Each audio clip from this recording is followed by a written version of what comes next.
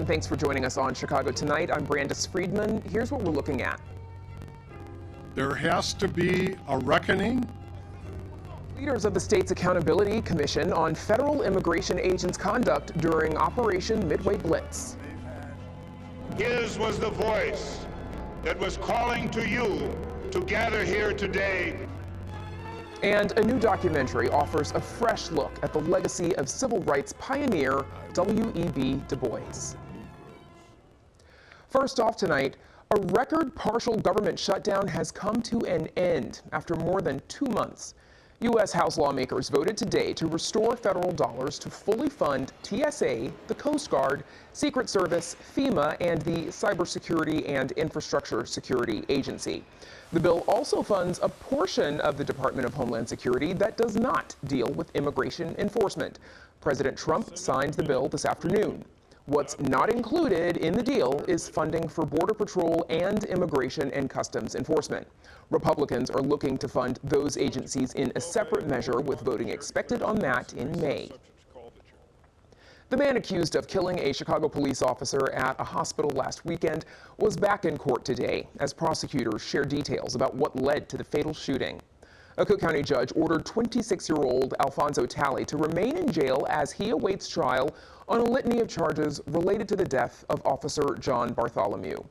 In court today, prosecutors say officers had arrested Talley on suspicion of armed robbery at a nearby store Saturday morning, then escorted him to Endeavor Swedish Hospital. Once at the hospital, Officer Bartholomew uncuffed Talley from a bed, and that is when he allegedly pulled a handgun from under a blanket and opened fire. Bartholomew was struck in the head and killed, his partner in the chin. He remains in critical condition. Additionally, late this afternoon, CPD announced memorial services have been set for Officer Bartholomew. Visitation will be Thursday, May 7th at St. Andrew's Greek Orthodox Church in Edgewater. The funeral will be held the next day, Friday, May 8th, at the same location. For more on services, you can visit our website. Thousands of labor organizers, students, and other advocates are preparing to participate in May Day events around the city tomorrow.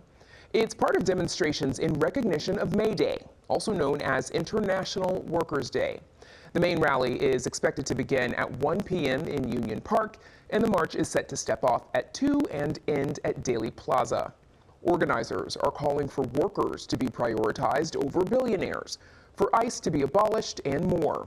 They're also pushing for an economic blackout on Friday. For more on the events happening, please check out our website.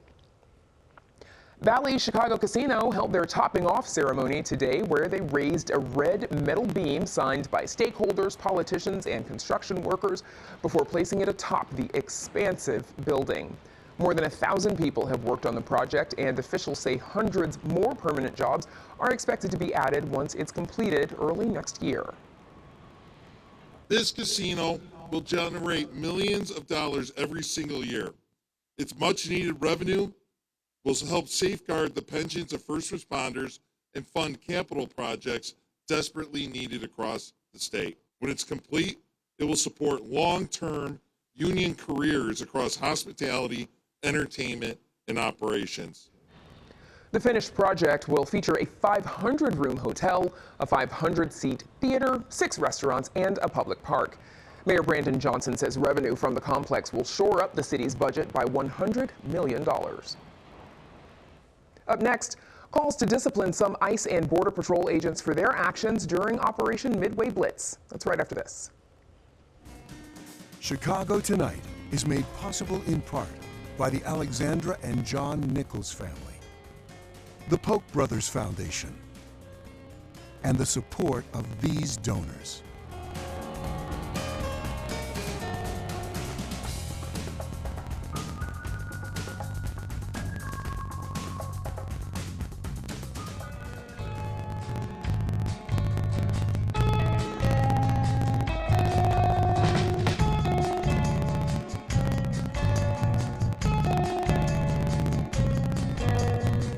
Last October, Chicagoans were living through the height of Operation Midway Blitz.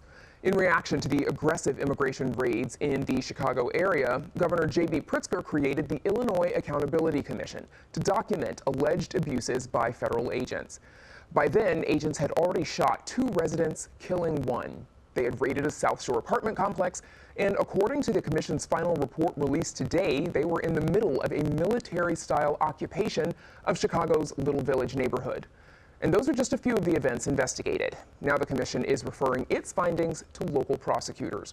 Joining us now to discuss the report is Ruben Castillo, the former chief judge for the Northern District of Illinois and the chair of the Accountability Commission. Judge, thank you for joining us. Thank you for having me. So on September 6th of last year, Donald Trump posted on social media an image of himself with the caption, "Chicago about to find out why it's called the Department of War." You can see that there on the screen. 6 days later, federal agents shot and killed Silverio Villegas Gonzalez in the suburb of Franklin Park.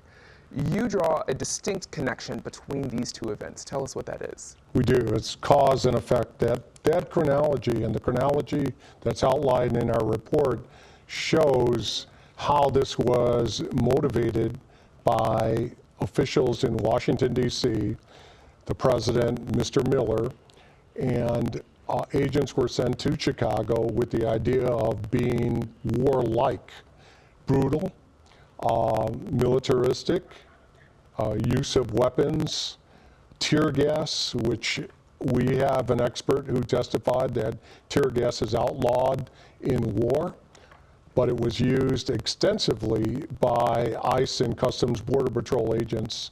All of that is detailed in our report. Okay. I also want to mention that we're also joined now by sort of your partner in all of this, Okay. Patricia Brown Holmes, an attorney and vice chair of the Accountability Commission. You were also a Cook County judge and an assistant U.S. attorney and assistant state's attorney, so of course lots of experience for you in this field. Judge, the commission's report described Operation Midway Blitz, quote, as a whole-of-government approach to suppress opposition. Judge Holmes, who did you find was involved in all of this? So the evidence led straight up to the White House. It started from the top with executive orders and went straight through federal agencies and came all the way down to the streets of the city of Chicago. And of course, I think we heard over the course of your work naming and hopefully hoping to hear from a few of those senior officials in the Trump administration, Department of Homeland Security, former Secretary Kristi Noem, Stephen Miller, those folks, you're saying that those are the ones who were involved in all of this and calling the shots. Correct, and we asked them to come and speak with us, and every one of them declined. Judge Castillo, why aren't federal agencies holding agents accountable for misconduct or alleged misconduct? Well, that's a good question. That has to go with the leadership of the Department of Justice. They, instead of doing that, have prosecuted different protesters. We saw Miss Martinez shot 5 times. Marimar Martinez, and of course. She was prosecuted. Instead of, an apology being offered for being shot, she was taken into custody the very day she was shot. So, to the contrary, instead of any agents being disciplined, investigated, or prosecuted, they have absolutely declined to do so, and that is why we need local officials to investigate and potentially prosecute these cases. Judge Holmes, what is your commission doing with the evidence that you all collected? So we are sending that evidence to various state's attorneys' offices across the state and asking them to take a look at the information that we've provided. And we want to note that this is only the evidence that we were able to provide without subpoena. So we had to rely on volunteers. We had to rely on just asking people to come and talk to us, neighborhoods, communities, people telling us their stories, folks with cell phones. And so we're giving this information. It's the beginning, it's not the end. It's just a start for them to look into and actually do full investigations of this information. Because you acknowledge, the commission faced some limitations in collecting evidence. Yes. What were some of those? Well, we don't have subpoena power, so to start. we can only ask you. If you say no, we can't do anything about it. You said no, that's it.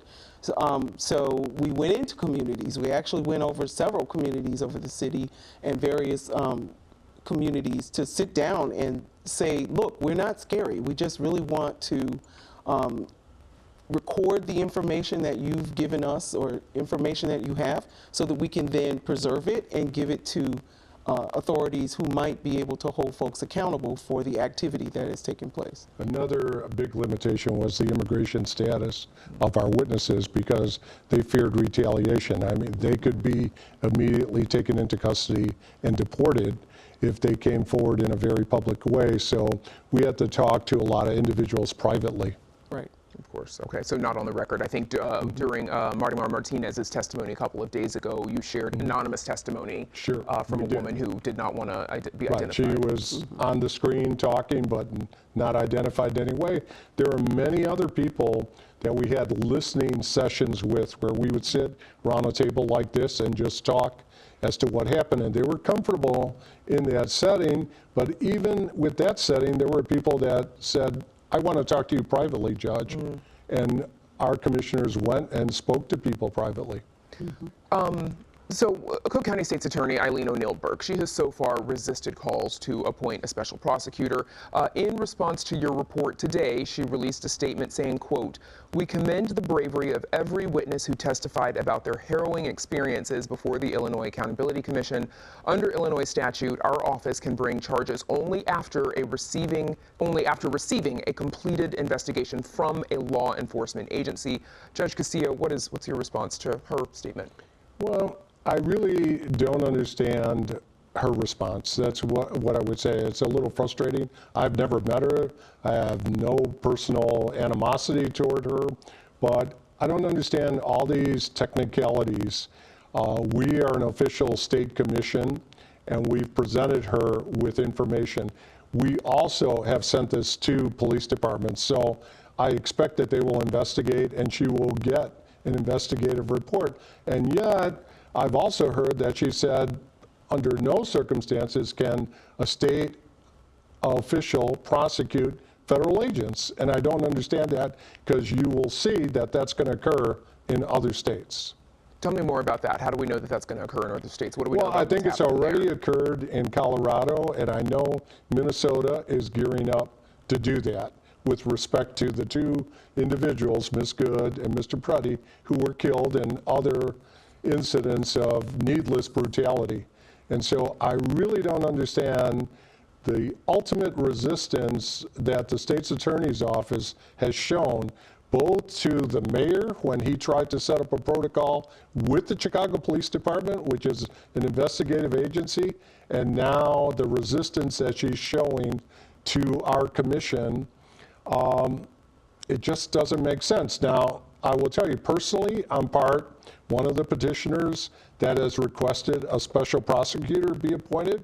If she believes she cannot do this, I said this today publicly, I have no hesitation saying this, she should step aside like State's Attorney Alvarez did and let a special prosecutor be appointed to investigate and potentially prosecute this. But to say that these agents could come and create the misconduct that they created and actually kill somebody, shoot somebody, and just walk away with impunity, turns the law upside down. So your commission, you relied heavily on citizens who documented the actions of federal agents. Here's Governor Pritzker back in September. People of Illinois, we need your help. Get out your cell phones, record and narrate what you see, so keep documenting. It could make a world of difference for someone, perhaps for all of us. I think we know over the course of Midway Blitz, lots of us were seeing lots of videos coming from so many different sources. Judge Holmes, how do you verify the videos that you received? Well, we can't do any, forensic verifications. That's one of our limitations. However, somebody shows up with their cell phone and they're in the video or they've taken that video footage. That's verification enough right there for someone to take the time to investigate the activity that they are taking pictures of. They aren't creating it, it's not staged, it's actually happening, it's real, and someone needs to look into it. We heard the governor say that, the documentation could make a world of difference. Did it make that world of difference? I believe so. I mean, it's the documentation that's more than he said, she said, right? You say, I got shot, and we've got video footage of you getting shot. you know, there you go. You don't, it's not your word against someone else's. It's actually the footage, the video, it's street cameras, it's individuals walking past, it's eyewitnesses. I mean, it's all of that that goes into it. What are the lasting impacts of Midway Blitz that your commission found? You know what? It's community impact. It's individual. It's the little girl who can't go to her 15-year-old quinceañera and celebrate a rite of passage. It's the store owner who loses his business and therefore can't feed his family. It's the little girl who is afraid to be out in public when she hears a whistle because, you know, what's about to happen. It's people who have been tear gassed and are suffering the physical and mental strain of that sort of thing. It's the individual citizens of this state who are afraid to be out in public. So a long-term traumatic impact, of course, it has legs. It sticks around. Has legs. Judge Ruben Castillo, Patricia Brown Holmes, thanks to you both for joining us. Best of luck. Thank you. Thank you for having us. Up next, a new look at a civil rights icon.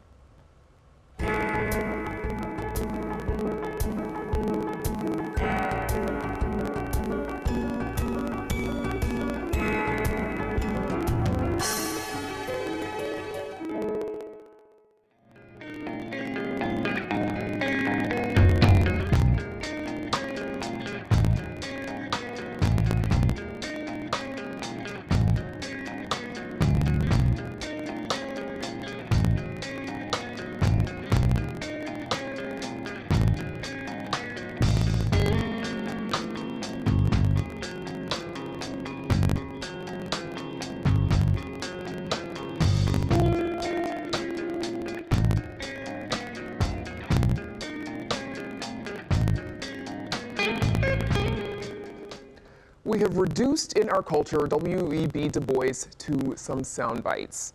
That's Peabody and Emmy Award-winning director, writer, and producer Rita Coburn on the legacy of pioneering civil rights activist and sociologist W.E.B. Du Bois.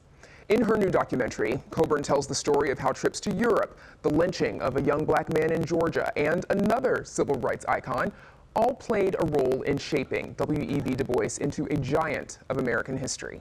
Here's a peek. I very early got the idea that I was going to prove to the world that Negroes were just like other people.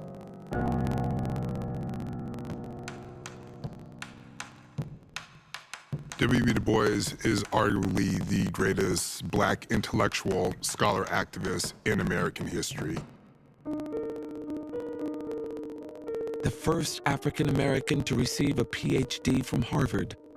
He's one of the most educated men in the country, not black men.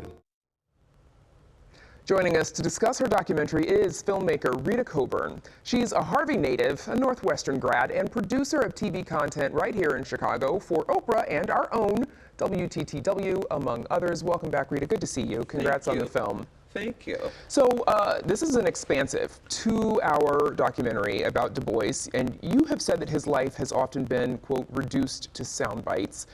Remind us of W.E.B. Du Bois's role in history and the parts of the story that you really wanted to bring to light in this film. I thought it was important to be expansive about this man who helped start the Niagara movement, co-founded the NAACP, but really grew up in Great Barrington, born in 1868, 3 years after the Emancipation Proclamation, but not hampered by the rest of the blacks, for the most part, in the South, who were digging their way out of enslavement. He had had generations of being free. As that was in his family and in his DNA, he took this massive intellect that he had and used it to go for civil rights for blacks and for other people as well who were marginalized. So he was the first black person to earn a PhD from Harvard University, considered a pioneer of American, scientific sociology. Tell us how he leveraged research and academics to highlight racial injustice, something that nobody else was doing at the time. Well, he studied sociology in Berlin at a time when it was not known that that was going to be a academic study in the United States. And he began to put empirical data together. And of course, because we're in Chicago, a lot of us know about Chicago, the great metropolis, which was done by Horace Cayton.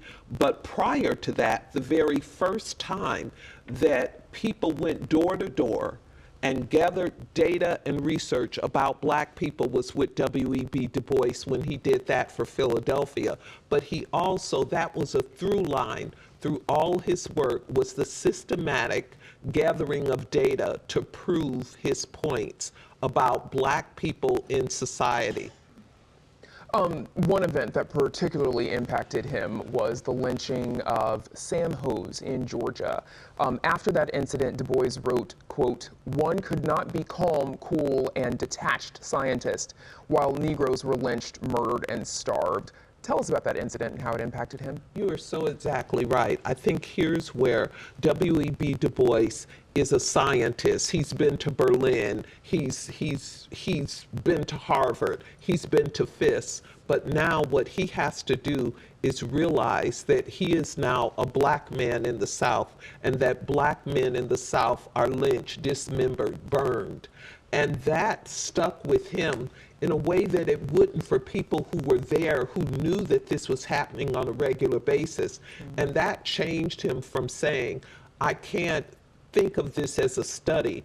I now have to become a journalist. I have to become an activist. And it changed his life.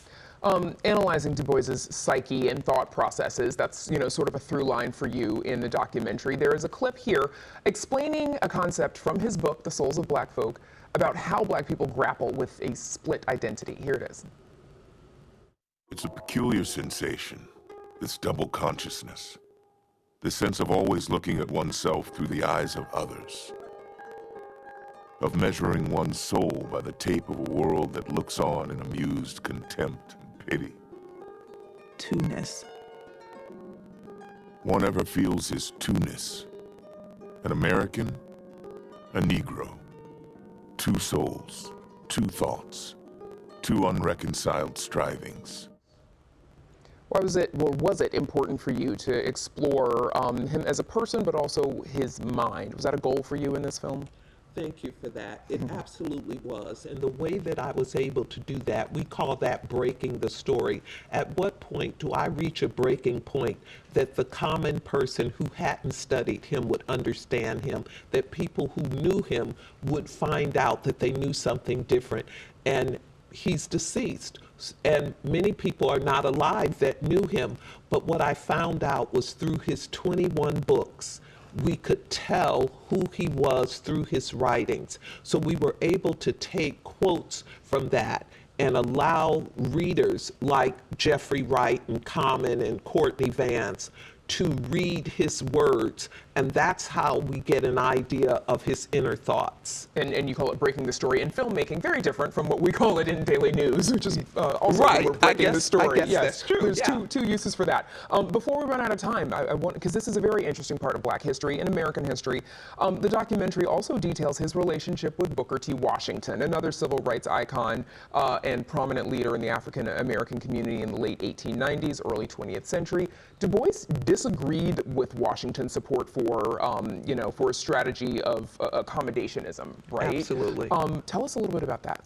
I think that what you have is a changing of the guard. You have people growing up. You have people having more freedoms, and you have a man, Booker T. Washington, who was enslaved until he was 6 years old. And then you have a man who is free and younger and who has been around the world. And he's reading and studying the Constitution, and at a point he says, it's time to move on. I initially agreed with you, but I don't think we have to do that. And I think that Du Bois's ability to redefine himself, to disagree with presidents as well as black leaders taking no prisoners, is one of the things that makes him a rebel. 20 seconds left. What do you want people to take away from this film? That This was a person who was just a human being. He's going to bring all his good and all his bad out in this documentary, but his bottom line was to help Black people in particular and all marginalized people understand their worth. Okay, Rita Coburn, thank you so much for joining us. Congrats. Thank you. Of course. And you can watch W.E.B. Du Bois Rebel with a Cause right here on WTTW. It premieres at 8 p.m. on Tuesday, May 19th, so mark your calendar. We're back right after this. Reflecting the people and perspectives that make up our communities, this story is part of Chicago Tonight, Black Voices. And that's our show for this Thursday night. Explore the natural world around you by signing up for our free email newsletter, Urban Nature. That's at WTTW.com/newsletter. And join us tomorrow night at 5:30 and 7 for the Week in Review. Now, for all of us here at Chicago Tonight, I'm Brandis Friedman. Thank you for watching. Stay healthy and safe, and have a good night.